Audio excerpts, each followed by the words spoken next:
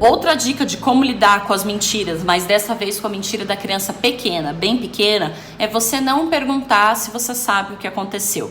Como assim? Você viu que a criança quebrou o vaso, você viu, você estava olhando e você viu que a criança correu, esbarrou no vaso e o vaso quebrou. Se você viu, você não tem motivo para perguntar para a criança se ela quebrou o vaso ou não. Porque se você pergunta, você abre brecha para ela de te responder que não quebrou o vaso. Eu estou dizendo que isso é válido para criança pequena, porque eu já te expliquei antes que a criança pequena ela não entende ainda muito bem o que é real e o que é imaginário. Então, se você viu aquilo acontecendo, mas mesmo assim você insiste em perguntar para a criança, pode ser que ela confunda a realidade com o que é abstrato, pode ser que ela tenha aquele desejo genuíno de que o vaso não tenha quebrado e aí ela mente pra você. Ela mente porque ela não entendeu direito o que aconteceu, eu já falei disso antes. Ela mente porque ela não conseguiu compreender na realidade que aquilo aconteceu de verdade e aí ela vai mentir pra você. Então, se você tá com uma criança pequena de 2, 3 anos em casa que tá mentindo, sempre que você vê aquilo que aconteceu, não pergunte pra criança, porque isso só confunde mais a cabeça dela. Essa dica não vale pra crianças mais velhas. Eu não estou falando de criança com 8, 9 anos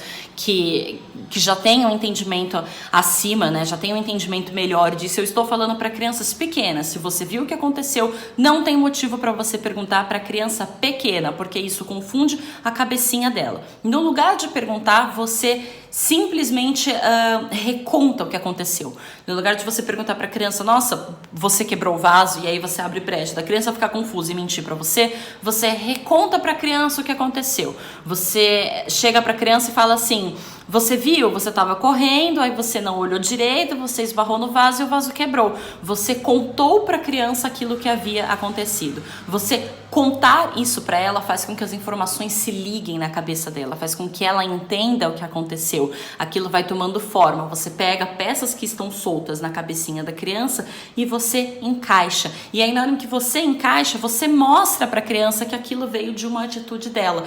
E quando você faz isso, você faz sem brigar e sem julgamento de nossa, como você é desastrado, olha aí o que você fez. É para recontar o que aconteceu da forma mais neutra possível. Olha, você estava correndo, você esbarrou no vaso sem jeito, o vaso caiu e quebrou. E você descreve a situação dessa forma para tornar essa situação o mais real possível na cabecinha da criança, para fazer com que ela entenda de verdade o que aconteceu, porque a criança pequena tem dificuldade com isso. Ela tem dificuldade em entender o que é real do que não é, do que é a imaginação dela. Então você descrever, você recontar o que aconteceu é um caminho para a criança entender. E aproveita que você está descrevendo, aproveita que você está fazendo isso para já conversar com a criança, tá vendo? Precisa tomar cuidado, olha aqui, o vaso quebrou, isso não foi legal e tudo mais. Você já aproveita isso para orientar o comportamento. Orientar o comportamento não é gritar, não é bater. Descrever o que aconteceu não é gritando com a criança, xingando a criança. Você descreve naturalmente, sendo gentil, sendo simpático.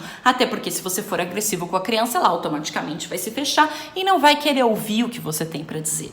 Então você precisa ser amigável para que aquilo entre na cabecinha da criança, porque se você for agressivo com ela, automaticamente o cérebro dela vai falar não, eu não quero isso, eu quero me livrar dessa dor, porque você está criando uma relação de dor e a criança não vai entender o que você está querendo dizer. Então, para crianças pequenas, descreva o que aconteceu, mas sem julgamento de valor, sem gritar, sem dizer para a criança que ela é isso ou aquilo, porque se você usa esse tipo de coisa, se você grita, se você faz isso, a informação que você está passando não prende na cabecinha dela. E aí não adiantou nada você ter contado, você ter descrito a situação, não adianta nada. Entendeu o que eu quis dizer?